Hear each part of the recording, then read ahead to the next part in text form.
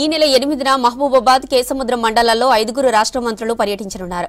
మహబూబాబాద్ కేసముద్రంలో చేపట్టబోయే పలు అభివృద్ధి పనులకు డిప్యూటీ సీఎం మల్లు భట్టి విక్రమార్క, మంత్రులు పొంగులేటి శ్రీనివాసరెడ్డి, తుమ్మల నాగేశ్వరరావు, మంత్రి సీతక్క, కొండా సురేఖ శంకుస్థాపనలు చేయనున్నారు.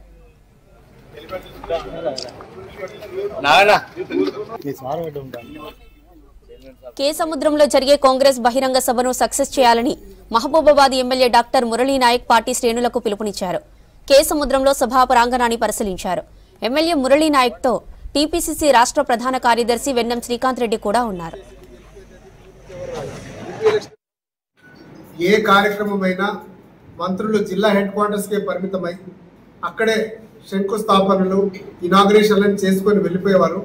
కానీ మన ప్రభుత్వం ప్రజా ప్రభుత్వం, పేదల ప్రభుత్వం, ప్రజలందరికీ అందుబాటులో ఉండాలనే ఉద్దేశంతోనే మన నియోజకవర్గంలో జూలై 8వ తారీఖు నాడు అంటే మంగళవారం పొద్దున 11 గంటల సమయానికి మన మహబూబాబాద్ మండలం పర్వతగిరి గ్రామ హ్యామ్లెట్ అయినటువంటి సోమ్లా తండాలో మొదటి వేదిక అక్కడ సభ ప్రాంగణాన్ని కూడా పరిశీలించి అదేవిధంగా అక్కడ హెలిప్యాడ్ కూడా నిర్మించడం జరిగింది.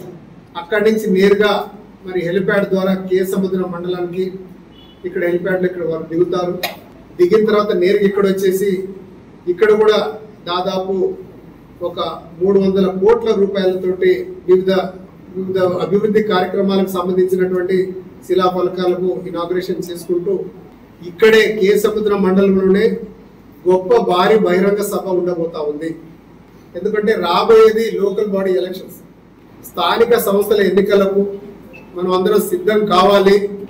అందరికి దశ దిశ నిర్దేశించి వారు ప్రజలతోటి కలిసి మనకున్నటువంటి అనుమానాలు